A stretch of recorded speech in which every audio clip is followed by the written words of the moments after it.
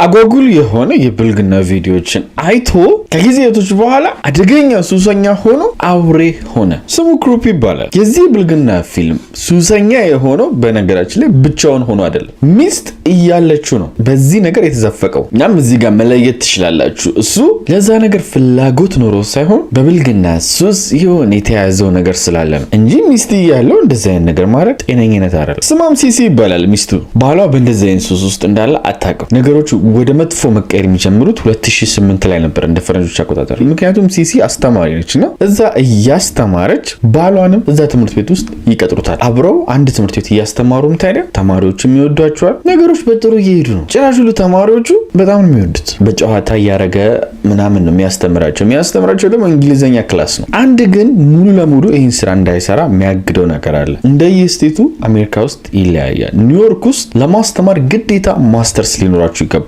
እሱ የገባው በእሷ ምክንያት ነው። ማስተርስ የለውም ግን ማስተርሱን መማር ከጀመረ እዛ ጋር ማስተማር ይችላል። እንደጀመራችሁ ማሳወቅ ነው የሚጠበቅባችሁ። እሱ ደግሞ እዚህ ጋር ማስተርሱን እንዳይማር ብር የለውም። ይህን ሚስቱ ችግር የለውም እኔ ኪትን ብዬ ብር ፈልጌ ከዛ በኋላ ትማራለህ ትሏለች። እናም እሷ ከቤተሰቦቿ ብር ተቀብላ እሷም ሌላ ትምህርት ትማራለች፣ እሱም ማስተርሱን ይጀምራል፣ ይመዘገባሉ። ችግሩ ግን ይህ ክላስ ከተጀመረ በኋላ ሚስትየዋ የምትወስደው ሌላ ክላስ ነው። ስለዛ በሳቷ ትሄዳለች፣ በሳቷ ትገባለች። እሱ ግን አይሄድም፣ ማስተርሱን አይማርም። ጭራሽ ሁሉ እሷ እናትና ከአባቷ ያመጣችውን ብር ወስዶ ብልግና ፊልሞችን በክፍያ የሚታየዋል እነሱ ላይ እየከፈለ ያያል። ይህም አይደለም የሚገርመው፣ ከዚህ የባሰው ጭፈራ ቤት አለ ስትሪፐሮች የሚደንሱበት። እዛ ሄዶ ይሄ ለትምህርት ቤት ብላ ሚስቱ ያመጣችውን ብር ለስትሪፐሮቹ ይረጫል። ስትሪፐር ማለት ለማታውቁ ያው እዛ ጭፈራ ቤት ውስጥ ብዙም ልብስ ሳይለብሱ የሚደንሱ ማለት ነው። እዚህ ጋርም ግን የእሱ ነገር አላቆመም። ምክንያቱም እዛ መዋል ከጀመረ በኋላ ያው ነገሮች አፕግሬድ እያደረገ ነው የሚሄዱ አይደለ። ተከፍሏቸው ወንዶችን የሚያስደሱ ሴቶችን መግዛት ጀመረ በማብር ሚስቱ ከቤተሰብ ባመጣችው ብር። ይሄን ያደረገ ደግሞ አመት አለፈ ሚስቱ ሳታውቅ። ጭራሽ ሁሉ የተከፈላቸው ወንዶችን ከሚያስደሱ ሴቶች መሃል አንዷ ቋሚ ከስተመሩ ሆነች። ስሟ ሚስ ፓምፕኪን ነው የሚባለው፣ ቅጽል ስሟ ነው። ለሷ ይከፍላታል፣ አብሮ ይተኛሉ። በሳምንት ውስጥ 3-4 ያገኛታል በትንሹ። የብልግናው ጥግ ደግሞ አንዳንዴ ሚስቱ ወደ ሌላ ቦታ ስትሄድ ቤቱ ሁሉ ይጠራታል እችን ሴት። ሚስትየዋ በዚህ በኩል ምን የምታውቀው ነገር የለም። ባገኘችው ብር ህይወትን ለማሸነፍ ታጣራለች። ቢሎችን ለመክፈል፣ አስቤዛ ለመግዛት ምናምን እሷ ላይ ነው ያለው ኃላፊነቱ። ትሯሯጣለች። እሱ ደግሞ በዚህ በኩል ለትምህርት ቤት ተማሪ የተባለ የሚሰጠውን ብር ፓምፕኪን ጋር ይሄዳ ጊዜ ያሳልፋል። እንዲሁም የብልግና ቪዲዮዎችን የሚከፈሉትን እየከፈለ ያያል። ሚስትየው ይሄን ነገር ሳታቅ አመታቶች አለፈ። 2012 መጣ እንደ ፈረንጆች አቆጣጠር። ቅር ያላት ነገሮች ነበሩ። ሚስትየው ሲሲ አብሯት ብዙ ጊዜ ያሳልፍም ምናምንና ስልኩን እስቲ ቆይ ብላ ቼክ ስታደርግ የሆነ ሴቭ ያልተደረገ ስልክ ቁጥር ታገኛለች። የማን ነው ብላም ቼክ ስታደርግ የሴት መሆኑ አረጋገጠች። ቁጥሩም ደግሞ እንዳጋጣሚ ሆኖ ስሟ ሴፍ ስላልተደረገ እንጂ የፓምፕኪን ስም ነው። የዛች የከፈላት አብራት ሚተኛ ሴት ስም ነው። ሚስትየው ያለውን ነገር ባታቅም ግን በመደዋወሉ ምክንያት ብቻ ትናደዳለች። በተጨማሪም ደግሞ ደብዳቤ ይመጣላታል። ይሄ ደብዳቤም ትምህርት እየተማረች ነበር አላልኳችሁ? ትምህርቷን እንደጨረሰች እንኳን ደስ አለሽ የሚል ደብዳቤ ነበር። ክሩፒ ግን ይሄ ደብዳቤ አልተላከለት። ለምን አለች፣ ግራ ገባት። በምታውቀው ሰውም ታዲያ ለማጣራት ሞክረች። ለምንድን ነው ያልተመረቀው፣ ለምንድን ነው ያልጨረሰው ብላ። ወዲያውም ታዲያ ትምህርት ቤት መጥቶ እንደማያውቅ ከተመዘገበም በኋላ አይተውት እንደማያውቅ ሁሉ ነገሯት። ጭራሽ ሁሉ ደግሞ ሌላ ምርመራ ስታደርግ ብሩኔት ነው የሚያጠፋው ብላ ጭፈራ ቤትና ሴቶች ላይ እንደሚያጠፋም አወቀች። ሌላ ደግሞ በዚህ በኩል ትምህርት ቤቱ የሰጠውን ጊዜ ጨርሷል። ማለትም እየተማርኩ ነው ብላችሁ ከተመዘገባችሁ በሆነ አመት መቼ እንደሚያልቅ ስለሚታወቅ አምጣ በቃ ማስተርስን ትባላል። ማስተርስን ሲባል እንደሌለው አወቁ። ይህ ማለት ሊያባረሩት ነው። አንድ ያለውንም ስራ ሊያጣ ነው ማለት ነው። በዚህ በኩል ደግሞ ሚስቱ ጉዱን እንዳለ አውቃለች። ጭራሽ ሁሉ የሆነ ሰዓት በቃ ሙሉ ለሙሉ ካረጋገጠች በኋላ አንድ ቀን ጠዋት ላይ እያንዳንዱ ያረከውን ነገር አውቄብሃለሁ ትላለች እና ካንተ ጋር መሆን አልፈልግም፣ በቅቷል የኔ እናንተ ነገርም ትላለች። ግሩፕን በዚህ አበደ። እዚህ ታሪክ ላይ ማወቅ ያለባችሁ ነገር ምንድነው? ልጁ በጣም ጤነኛ ነበረ። በትንሽ ነገርም ነው የጀመረው ይሄን ነገር ብልግና ቪዲዮዎችን በማየት ቀስ ያ ነው ወደ ክለብ ስትሪፐሮች ጋር ሄደው ከዛ ሴቶችን የከፈለ አብሮ መተኛት የጀመረው። ስለዚህ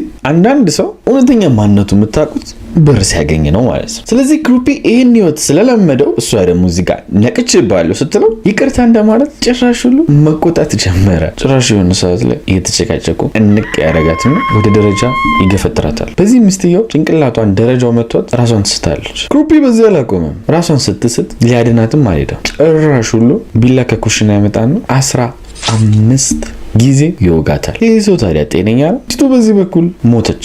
ወደ ራሱ ሲመለስም ምን ሆኜ ነው አለና አሁን ደግሞ እንደገደልኳት መታወቅ የለበትም። ስለዚህ ይህን ወንጀል የሆነ ሰው ለዘረፋ ገብቶ ቤታቸው እሷን እንደገደላት ለማስመሰል አሰበ። ቤቱንም ትርምስምስ አደረገው። የነበረውንም ብር ይዞ ወጣ ከቤት። የሚሄድባቸው ቦታዎች ደግሞ ካሜራ ያለባቸው ቦታዎች፣ ለምስክርነት የሚመቹ ቦታዎች ነው የሚሄደው። ጭራሽ ሁሉ ስራ ቦታም ሄዷል። እዚህ ነበር እንዲባል። ግን ይህን ነገር ካረገ በኋላ ምን ማድረግ አማረው? የብልግና ቪዲዮ ለማየት አማረው። ከዛ ቪዲዮ በኋላ ደግሞ እጅ የከፈላት አብራው ምተኛዋን ሴት ማግኘት ፈለገ። ስለዚህ እሱ ቀጥታ ደወለላት። እየከፈለ አብራው ምተኛዋ ሴት ጋር። እሷም ስራዋ ነው መጣች፣ አብሮተኛ። ይሄን ካደረገ በኋላ ወደ ቤቱ መጣ። ከዛም ልክ እንደምንም እንደማያውቀው ነው 911 ደወለ። ወዲያውም ፖሊሶች መጡ። እዛ ጋር ያው እንደደነገጠ አክት አደረገ። ፖሊሶችም የት ነበርክ? የት ነው ያልከው አሉት። እሱም ያው ተዘጋጅቶበት ስለነበር እንደዛ ቦታ እያለ ነገራቸው። እነሱም ሄደው ያን ቦታ ሲያጣሩ በካሜራ ሲያዩ ቦታ ላይ ነበር። ትምህርት ቤትም ሄጃለሁ ብሎ ነበር። ትምህርት ቤት ሄደው ሲጠይቁም መጥቶ ነበር አሉ ሰዎች።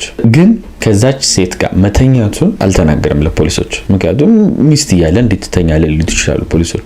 በመሃላችሁ ግጭት አለ? ለምን ፍቅረኛ እያለ ሚስት እያለ ከሷ ጋር መተኛት አሰኛክ የሚለውን ጥያቄ ይፈጥራሉ። ገብቷል? በመሃላቸው ብቻ ችግር እንዳለ ፖሊሶች ስለሚያውቁ ሄዶ ከዛች ሴት ጋር መተኛቱን ለፖሊሶች አልተናገረም። እናም በቃ ፖሊሶቹ ደህና መረጃ ሳያገኙ እሱ እንዳሰበው ሆኖለት ነፃ ወጥቶ መኖር ጀመረ።